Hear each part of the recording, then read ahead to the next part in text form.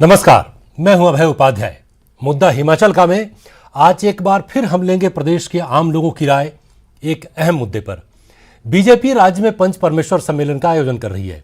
BJP शहरी और ग्रामीण निकाय के प्रतिनिधियों के जरिए आम लोगों तक पहुंचाना चाहती है उसकी उपलब्धियां। बीजेपी को विश्वास है कि इन जनप्रतिनिधियों के कार्यों का लेखा जोखा मतदाताओं तक पहुंचाया जा सकता है, और वो भी बहुत आसानी से और बहुत ही प्रभावी तरीके से।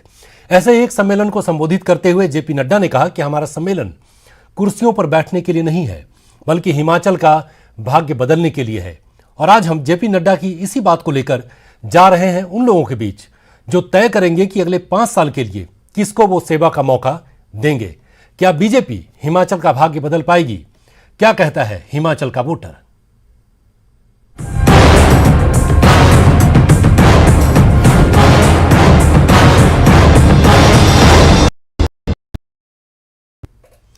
और हिमाचल के वोटर के साथ साथ इस डिबेट में हमारे साथ जुड़ने वाले हैं एसएस जोगटा, आप मीडिया पैनलिस्ट हैं, कांग्रेस के संजय शर्मा प्रवक्ता बीजेपी के, और हमारे साथ हमारे संवाददाता होंगे वीरेंद्र भारद्वाज मंडी से, हेम ठाकुर रहेंगे चंबा से, और रणबीर सिंह रहेंगे शिमला से। आप सभी का बहुत बहुत स्वागत है। और सबसे पहले हम चलते हैं अपने संवाददाताओं के पास ही और उनसे पहले लोगों का मत समझते हैं, और उसके बाद फिर से एक बार लौटेंगे अपने मेहमानों के पास। सबसे पहले रणबीर आपके पास पहुंचते हैं। रणबीर, ये जो जेपी नड्डा ने कहा है कि वो बीजेपी हिमाचल का भाग्य बदलने के लिए उन्होंने आह्वान किया और ही राज्य का भाग्य बदल पाएगी, क्या कहना है लोगों का इस बात के बारे में? और उनको क्या लगता है कि पिछले 5 सालों में जो काम हुआ है सरकार का, उसको देखकर उनको उम्मीद जगती है कि हाँ, एक सही राह पर चल रहे हैं, और जिस भाग्य बदलने की बात जेपी नड्डा कर रहे हैं वो बिल्कुल सही है और जनता उनके साथ जाएगी। जी हाँ, इस वक्त हम शिमला के लोअर बाजार में यहाँ तस्वीरें भी दिखाना चाहेंगे और काफी लोग इधर जो है नजर आ रहे हैं, लोगों से बात भी करते। सर, क्या नाम है आपका? मेरा गुरबचन। जरा बताइए, जेपी नड्डा ये कह रहे हैं चुनावों की चर्चा, हिमाचल का भाग्य तो वही बदलेंगे। क्या आपको लगता है कि पिछले 5 सालों में इतना काम हो पाया है जो दावा भाजपा कर रही है? काम तो किया ही है सर उन्होंने, ऐसा नहीं है। अब सुरेश भारद्वाज जी है, जहाँ पर भी कभी किसी का कुछ होता है तो वो जाते हैं, सबके सुख में भी दुख में भी। तो हमें तो ऐसा ही लगता है कि आने वाले टाइम में भी वही आएंगे। ठीक बोल रहे हैं। और लोगों से जुड़ते हैं, बात करते हैं। सर, जरा थोड़ा सा बाहर आइए, जरा बताइए, जो जेपी नड्डा दावा कर रहे हैं कि भाजपा ही जो है भाग्य बदल सकती है, क्या सही है ये? बिल्कुल सही है। कैसे? जितना भारतीय जनता पार्टी ने हिमाचल के अंदर विकास किया है, अब आप कहोगे कैसा विकास? सबसे पहला तो आप ये देखो कि ये जो हिम केयर कार्ड बनाया है और आयुष्मान कार्ड बनाया है, क्या आपको विकास नजर नहीं आता? सबसे पहले, और उसके बाद के अंदर जितनी भी सड़क वो भी यहाँ के स्थानीय विधायक की मेहरबानी से सड़कें चौड़ी हुई हैं। आप और कहाँ, आप ये बताओ, 125 करोड़ भारतीयों को ये जो टीकाकरण हुआ, ये भी एक विकास है। और देशों की तुलना में अमेरिका ले लो, चाइना ले लो, हर एक जगह जो है आपको पैसे देने पड़े। आप अपने कारोबार की बात कीजिए ना। हमारा कारोबार बहुत बढ़िया चला हुआ है। भाई साहब से पूछ लेते हैं, सर कारोबार कैसा चल रहा है? कारोबार ठीक है सर, कोई ज्यादा ऐसा वो भी फ्लरिश भी नहीं है, ज्यादा ऐसा कम भी नहीं। सरकार ने किया कुछ आपके लिए?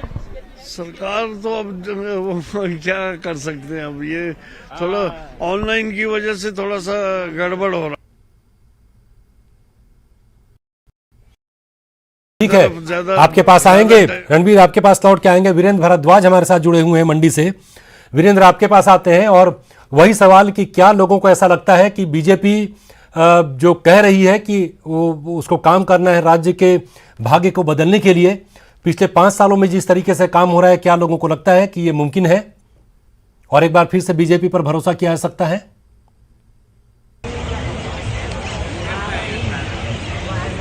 जी बिल्कुल अभय, इस वक्त मैं मंडी शहर का एक जो प्रसिद्ध फेमस स्पॉट है इंदिरा मार्केट, वहां पर बैठा हूं। मेरे साथ कुछ युवा मौजूद हैं, मैं इनसे बातचीत करूंगा सीधे। सवाल ये भाजपा जगत प्रकाश नड्डा जी वो कह रहे हैं कि भाजपा हिमाचल का भाग्य बदल सकती है। क्या आपको लगता है कि पिछले 5 सालों में कुछ ऐसा हुआ?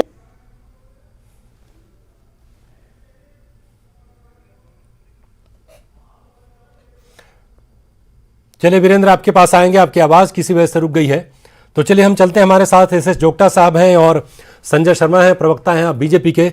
जोगटा साहब, आपने सुना शिमला में किस तरीके से लोगों को विश्वास है कि जो काम हुआ है बहुत ही अच्छा हुआ है और बीजेपी पर भरोसा किया जा सकता है, जबकि आज ही आपकी प्रतिक्रिया भी आई है कांग्रेस की तरफ से। उनका कहना है कि बस बीजेपी वादे कर रही है, कुछ काम वाम तो हुआ नहीं है। पूरी अभी दिखाई जा रही है उसकी शुरुआत कांग्रेस ने की थी, लेकिन लोग जो है, कम से कम शिमला में जिन लोगों से हमने बात की, वो इस बात को लेकर बड़े निश्चिंत हैं कि काम अच्छा हुआ है और आगे भी होगा। ये तो इंटरेस्ट की आ रही है बीच में।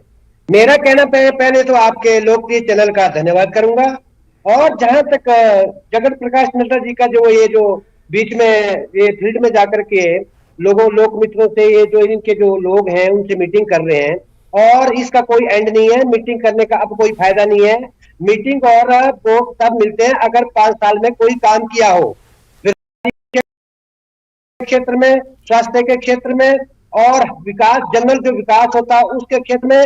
आप ये मानिए कि हम ये कांग्रेस ये कहना चाहती है कि जयराम सरकार ने पिछले 5 साल में अगर कोई काम किया तो, अगर बहुत काम किए तो, अगर छोड़ो उनको छोड़ो, सिर्फ 5 काम का एक जारी करें कि इन्होंने कौन से ऐसे महत्वपूर्ण काम किए कि कॉम्पिटिशन से संबंधित काम हो, उनको लेकर ये अपना चुनाव मैनिफेस्टो जारी होने से पहले श्वेत पत्र जारी करें, और 80 हजार करोड़ रुपए का जो कर्जा है वो किस मद में खर्च किया है, और पूरा करोड़ का किसी एक शासनकाल में तो हुआ नहीं है। लेकिन ये बताइए कि आपने लोगों को सुना, उनका तर्क ये है कि जब पूरे कोरोना पीरियड में इतने सारे भारतीयों का टीकाकरण हो गया, क्या उपलब्धि नहीं है? हिम केयर की बात उन्होंने की, उन्होंने आयुष्मान योजना की बात की, तो ये भी तो विकास के ही संदर्भ में इसको देखा जाना चाहिए। ये अपनी जगह विकास एक निरंतर प्रक्रिया, मैं वो नहीं कह रहा हूँ, लेकिन ये जो हिम केयर और दूसरी केयर की बात कर रहे हैं, ये बिल्कुल हमारी सरकार में भी यही था। राजा साहब जो सीरियस पेशेंट थे उनको मुख्यमंत्री राहत कोष से अंशदान देते थे, स्वीकृत करते थे ये क्या नाम पैसा।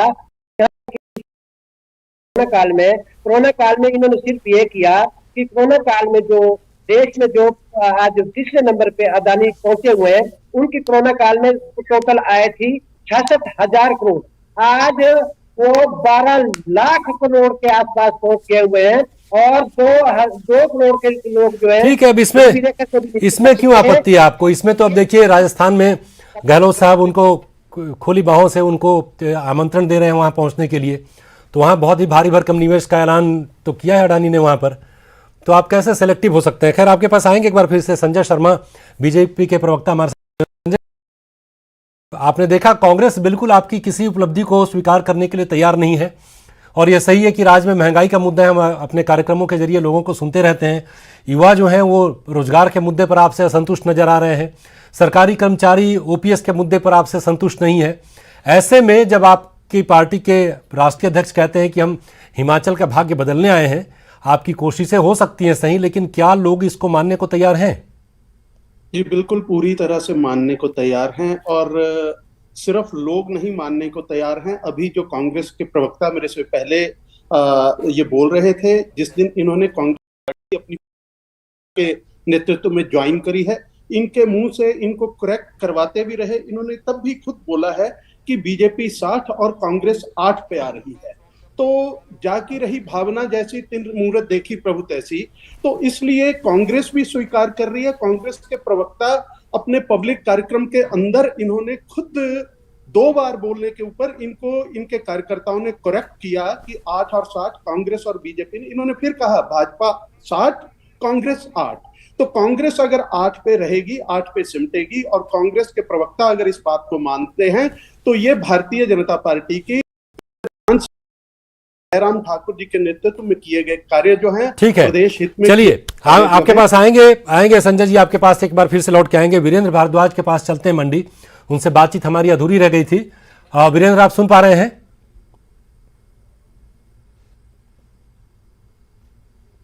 बिल्कुल। आप सवाल कीजिए। जी, आप अपनी बातचीत जारी रखें जहां से हमारी बातचीत का सिलसिला टूट गया था, वहां मौजूद लोगों से बात करें आप। ठीक है, सवाल मेरा आपसे भी वही है, जैसे नड्डा जी कह रहे हैं कि भाजपा जो है वो हिमाचल का भाग्य बदलेगी। क्या आपको लगता है कि भाजपा में हिमाचल सालों में ऐसा कुछ हुआ है? देखिए सर, हमें बहुत खुशी की बात है कि हमारे हिमाचल प्रदेश में दूसरी बार हम माननीय श्री नड्डा जी अध्यक्ष बने। पर ये जरूरी नहीं है कि वो भाग्य अगर बदलना ही चाहते तो ये पिछले 10 सालों का टर्म बहुत रहा बीजेपी के पास और हिमाचल के पास, हिमाचल बीजेपी के पास। तो उन्होंने 5 सालों में क्या ऐसा किया कि कोई बहुत बड़ी उपलब्धि तो हमारे को दिख नहीं रही है हिमाचल में। और इन एम्प्लॉइजों की खासकर सबसे बड़ी मुद्दा है कि एनपीएस को खत्म किया जाए और ओपीएस के ऊपर आया जाए। तो ओपीएस ना बीजेपी बहाल करना चाहती है, पता नहीं माननीय श्री नरेंद्र मोदी जी का ये माननीय जयराम जी इसको बहाल नहीं कर पा रहे हैं। एम्प्लॉइज बहुत परेशान है एनपीएस से कि एनपीएस को खत्म किया जाए और ओपीएस को लाया जाए। तो आपका क्या तर्क है? सर, अपना तर्क ये है कि हमारे जो नड्डा जी हैं वो हमेशा आते हैं, चाहे मोदी जी हैं, यहाँ पे आके हमेशा जुमले छोड़ के चले जाते हैं। हम अपने मंडी की बात ले लें, हम जयराम जी से पूछते हैं कि हमारी मंडी के लिए उन्होंने ऐसी कौन सी स्कीम दी कि हाँ जिससे हम बोले कि हाँ हमारे जो सीएम है वो मंडी से हैं। तो हमें लगता है कि जयराम जी, इतनी बड़ी यूनिवर्सिटी भी खुली है मंडी में सर, यूनिवर्सिटी जो खुली है यूनिवर्सिटी तो सर अभी तो सुचारू रूप से चल नहीं रही है। अभी तो मतलब पूरी तरह से ना वहाँ पे क्लासेस लगी हुई है ना हुआ है, वो भी एक अभी तक मतलब जुमला ही है। इस हिसाब से तो हम नहीं मानते। हम हमारी कांग्रेस सरकार के टाइम मान लो हमारा मेडिकल कॉलेज यहाँ है, आईआईटी कमांड वहाँ आया, ठीक है। हमारी सीएम अपने उनका अपना गृह स्थान है। तो हम चाहते हैं भी एक मतलब एक विजन होना चाहिए उनको मंडी को लेके। ठीक है, यहाँ कुछ और युवा है, हम उनसे बात करते हैं। आपका क्या कहना है? भाजपा जो है वो भाग्य बदल सकती है? इनसे पूछ लो, इनसे पूछ लो। आप अपनी राय रखिए। नहीं, मैं क्या बोल सकता हूँ, सरकार जाती रहती है, कोई भी आओ, काम अच्छे होने चाहिए प्रदेश के लिए। चलिए ठीक है वीरेंद्र, आपके पास लौटेंगे एक बार फिर से। हमारे पास हेम ठाकुर संवाददाता हमारे जुड़े हुए हैं चंबा से। हेम, आपके पास आते हुए और ये बताइए कि उस संदर्भ में ही बातचीत को आगे बढ़ाइए और लोगों से जानने की कोशिश कीजिए कि जो जेपी नड्डा कहते हैं कि हमें कमर कस लेनी है, हिमाचल का भाग्य बदलना है हमको। तो पिछले 5 सालों में जिस तरीके से कई उपलब्धियां रही हैं, लोग जो काउंट करवा रहे हैं, बहुत लोग नाखुश भी हैं। वहां के लोग इसके बारे में क्या कहते हैं और वो कितने इस बात से सहमत हैं कि बीजेपी एक बार फिर से अगर आती है तो राज्य का भाग्य बदलने में कामयाब होगी? जी बिल्कुल, यहाँ के जो स्थानीय लोग हैं उनसे जानने की कोशिश करेंगे कि देखिए जो बीजेपी सरकार जो है अगर दोबारा से रिपीट करती है, पहले भी उन्होंने जो बीजेपी 5 साल का कार्यकाल किया जी, तो क्या भाग्य बदलेगा बीजेपी का? क्या कहना है? जी, भाग्य तो देखिए हिमाचल का जो मेन मुद्दा है इस समय बेरोजगारी का है। तो हिमाचल का भाग्य तो तभी बदलेगा जब बेरोजगारी को दूर किया जाएगा। अभी मैं आपको ताजा आंकड़े बताऊं तो रोजगार विभाग के आंकड़े है कि जिला चंबा में ही 65,000 बेरोजगार जिला चंबा में है। तो मैं ये नहीं समझता कि 5 साल बीजेपी सत्ता में रही है तो बेरोजगारी से तो निजात मिल नहीं। तो 5 सालों में अगर बेरोजगारी पे कुछ बीजेपी काम करती है तो निश्चित रूप से हिमाचल का भाग्य बदलेगा। तो लोगों का यही मानना है कि बेरोजगारी पर अगर फोकस किया जाए तो हिमाचल का भाग्य जो है बदल सकता है। जी हेम, एक मुद्दा ये है, रोजगार एक मुद्दा है। रणवीर, एक बार फिर से आपके पास आते हैं और चूंकि पहले दौर में आपने जिनसे बात की उन्होंने बहुत सारी उपलब्धियां गिनवाई और न सिर्फ हिमाचल के स्तर पर बल्कि पूरे देश के स्तर पर उन्होंने बहुत 100 में से 100 अंक दिए बीजेपी की सरकार को, चाहे वो केंद्र की हो या राज्य की सरकार हो। लेकिन एक लगातार एक मुद्दा रोजगार का भी उठ के आ रहा है सामने और वहां से लोगों से समझने की कोशिश कीजिए कि क्या रोजगार सरकार ऐसी परिस्थितियों का निर्माण कर पाई है जिसमें सरकारी कोई नौकरी मिले न मिले, अगर कोई निजी रोजगार शुरू करना चाहता है तो उसमें उसको सफलता मिल सकती है। क्या लोगों को ऐसा लगता है कि परिस्थितियां वैसी बनी है और अगर बीजेपी आती है तो ऐसी परिस्थितियों में और बढ़ोतरी होगी और ज्यादा अवसर मिलेंगे लोगों को? जी हाँ, कुछ और लोगों से जुड़ते हैं। सर पहले तो नाम बताएं आप अपना। मेरा नाम करनैल सिंह है जी। हाँ जी, करनैल जी जरा ये बताएं, जो भाजपा कह रही है, दावे कर रही है और इसके इतर रोजगार का जहां पर बड़ा सवाल है, बेरोजगारी का आंकड़ा लगातार बढ़ता जा रहा है, 12%। आपको लगता है कि ऐसे में जो भाजपा दावा कर रही है, भरोसा करेगी जनता उन पर? देखो जी, ये तो कोई भी सरकार आए, चाहे बीजेपी की आए चाहे कांग्रेस की आए, बेरोजगारी तो बढ़ती रहेगी। जब पॉपुलेशन बढ़ेगी तो बेरोजगारी भी बढ़ेगी। जितना मर्जी काम करे, पर महंगाई का मुद्दा है, थोड़ा महंगाई तो बढ़ गई है। ये तो सबको पता है कि मैं ये नहीं कह रहा हूं कि महंगाई नहीं बढ़ी है, महंगाई थ्रू ऑफ इंडिया में बढ़ी हुई है। और उसके साथ तो मैं एक यह भी कह सकता हूँ कि बीजेपी रिपीट आएगी। क्यों आएगी? आप कह रहे हैं महंगाई है, बेरोजगारी है, फिर आप कह रहे हैं कि बीजेपी रिपीट होगी। ऐसा है ना, कोई पॉपुलर लीडर भी तो चाहिए। एक देश को भी संभालने के लिए तो कोई लीडर है। 70 कौन सी लीडर थे, किसने कितना काम किया, अब इन्होंने कितना काम किया, ये सबको पता है। एक दिल्ली से लेकर अयोध्या तक पहले 14 घंटे का सफर था, अब 7 घंटे में सफर हो गया। और ये लोग नहीं देखते, लोग को सिर्फ दूध का पैकेट है 25 से 28 हो गया, वो महंगाई लगती है। आटा 20 से 35 हो गया, वो महंगाई लगती है। वैसे मैं तो इतना कहना चाहूंगा कि देश के अंदर बेरोजगारी और महंगाई है, कोई भी है इस पर कंट्रोल करे, बस उसी को चुनेंगे। नहीं, चुनना तो ये है कि लोग तो किसी को भी चुन लेते हैं, लेकिन सही मायना मुद्दा तो ये है कि बेरोजगारी और महंगाई को है। ये मुद्दा है जो भाजपा कह रही है कि रोजगार देंगे। आपको भरोसा है? नहीं, भरोसा दे रही है और प्रयास भी हो सकता है करते हैं, लेकिन इस पर लगाम नहीं हो पा रही है। लगाम नहीं लगा पा रहे हैं। कुछ और लोगों से बात करते हैं। सर, क्या नाम है आपका? बस हम नहीं कहना चाहेंगे कुछ? नहीं। चलिए रणबीर, आप संपर्क कीजिए लोगों से, हम लौट कर आएंगे आपके पास एक बार फिर से। जोगटा साहब है हमारे पास कांग्रेस से। जोगटा साहब, लोग बड़े ही, हालांकि मिलीजुली जो है प्रतिक्रिया लोगों की आ रही है। रोजगार एक मुद्दा लोग बात कर रहे हैं, लेकिन उसी वक्त ये भी बात निकलकर सामने आ रही है कि लोग स्वीकार करते हैं कि सरकारें चाहे जितनी बदल ली जाए, इसका समाधान निकलना मुश्किल है। और ऐसे में देश के स्तर पर जो काम हो रहा है और एक लीडरशिप जो है, सेंट्रल लीडरशिप, और वही जब पीएम मोदी पहुंचे थे हिमाचल तो उन्होंने कहा डबल इंजन की सरकार, तो इससे बहुत कन्विंस लोग नजर आ रहे हैं कि ठीक है, हिमाचल प्रदेश में भी काम हो रहा है, देश के स्तर पर भी बहुत सारे काम हो रहे हैं, रेलवे का विकास हो रहा है, स्वास्थ्य के क्षेत्र में बहुत काम हुआ है। तो इसको आप किस तरीके से देखते हैं?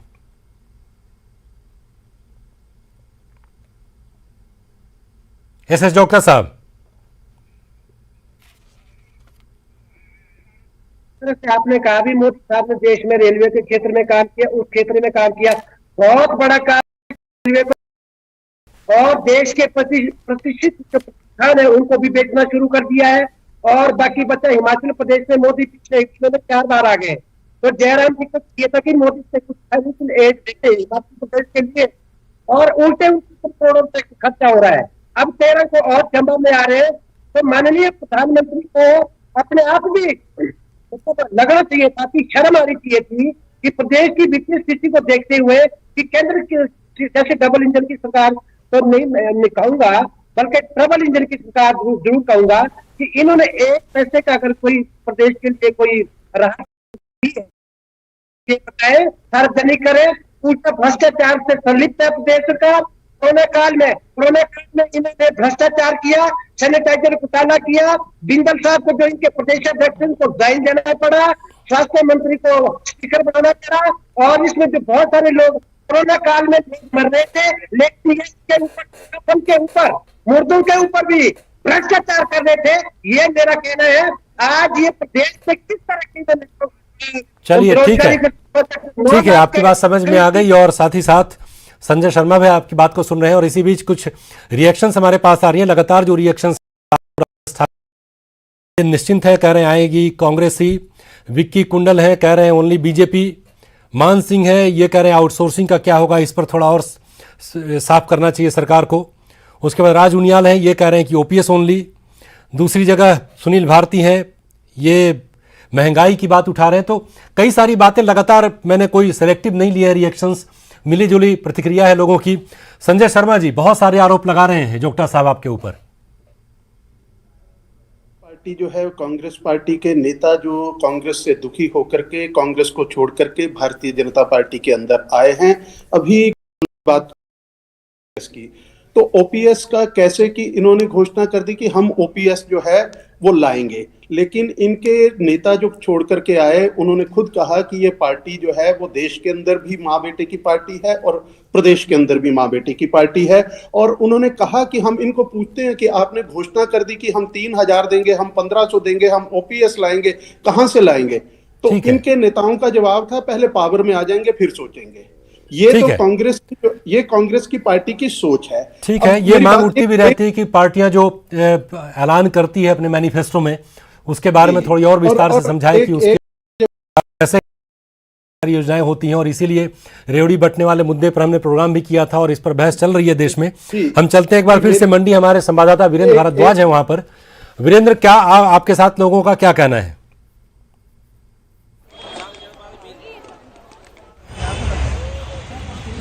मैं आपसे बात करना चाहूंगा कि क्या आपको लगता है कि भाग्य बदलने की दिशा में ऐसा भाजपा ने क्या कर दिया 5 सालों में, और भविष्य में आपको क्या नजर आता है कि भाजपा भाग्य किस तरीके से बदल सकती है?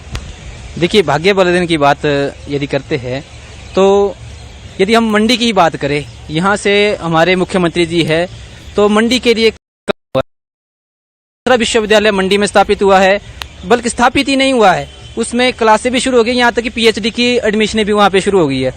प्रदेश की पहली मेडिकल यूनिवर्सिटी मंडी में स्थापित हुई है। मंडी में ही एक काफी बड़ा प्रोजेक्ट शिवधाम चला है। इस तरह से मंडी का तो भाग्य बदल गया है, लेकिन मंडी के साथ साथ पूरे हिमाचल के लिए भी काफी ज्यादा विकासात्मक कार्य हुए हैं। अभी यदि आप देखेंगे तो हर कैबिनेट में कहीं ना कहीं कोई नया कॉलेज, कोई नया संस्थान खोलने की बात की गई है, और नए नए संस्थानों के साथ साथ एक बहुत बड़ी जैसे रेल लाइन का विस्तार किया जा रहा है, 4 लेन का विस्तार किया जा रहा है। इस तरह से प्रदेश में जो जिस तरह से सरकार कहती है कि सरकार रूप से कहीं ना कहीं यदि प्रदेश और देश में एक ही विचारधारा की सरकार रहेगी तो आपस में सहयोग रहता है। चलिए, ठीक है वीरेंद्र, हमारे पास की वक्त की कमी है, बहुत अच्छे तरीके से इन्होंने अपनी बात रखी। हम चंबा चलते हैं हेम ठाकुर के पास। हेम ठाकुर, आपके पास, और ये पूछिए वहां के लोगों से कि जो हम लोग बात कर रहे हैं इसमें बीजेपी और कांग्रेस के मत अलग अलग हो सकते हैं, लेकिन एक आम मतदाता के रूप में क्या एनालिसिस है, क्या ऑडिट करके निकलता है कि हाँ काम कैसा हो रहा है बीजेपी का, क्या उसके ऊपर, उसकी बातों के ऊपर और उसकी उपलब्धियों के ऊपर उनको यकीन है?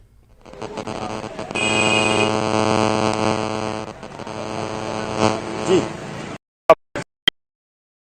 जो बीजेपी रिपीट करेगी और उनका यही मानना है कि ये भाग्य बदलेगी। ये क्या भाग्य बदलेगा, क्या कहना है आपका इसके बारे? देखिए, हिमाचल का भाग्य, देखिए हिमाचल प्रदेश में की जो जनता है वो अपना मन बना चुकी है, और महंगाई इतनी चरम सीमा पर है, बेरोजगारी इतनी चरम सीमा पर है, और इसके साथ साथ आप जितने भी ये वादे कर रहे हैं हिमाचल प्रदेश में, उसमें से जो ये बोल रहे हैं वो नहीं हो रहे हैं। आजकल नौजवान युवा जो है वो इतना बेरोजगार, इतना परेशान है कि कोई हिसाब नहीं है। जो लड़के जो 6-6 महीने की अपनी प्रैक्टिस कर रहे थे, 6-6 महीने तक वो 4 बजे उठ करके और दौड़ें लगाते थे और रोड पर जो अपनी मेहनत करते थे, और चलो ठीक है, आज वक्त कम है हमारे पास, भर्ती होंगे। और ठीक है हेम ठाकुर, उनकी बात हमारी समझ में आ गई, और उन्होंने जो कहना चाहा वो भी रोजगार का ही मुद्दा उठा रहे हैं। हालांकि हमने 3 अलग अलग जगहों से देखा कि किस तरीके से कुछ युवा हैं जो रोजगार के मुद्दे पर काम नहीं। मंडी में हमने पूछा जब लोगों से, तो उनका ये कहना है कि मंडी का भाग्य तो जरूर बदला है और हिमाचल प्रदेश का ही बदला है, और वहाँ बीजेपी पर लोग भरोसा जता रहे हैं।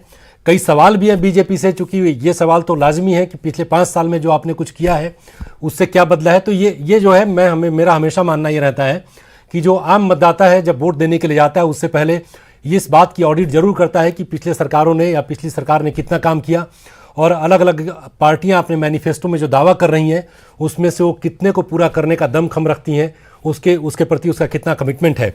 एसएस जोगटा साहब, आपका बहुत बहुत शुक्रिया। संजय शर्मा आपका, वीरेंद्र का बहुत बहुत शुक्रिया। तो आज कहता है वोटर में इतना ही। बाकी खबरों के लिए आप देखते रहिए न्यूज़ 18 जम्मू कश्मीर, लद्दाख और हिमाचल। नमस्कार।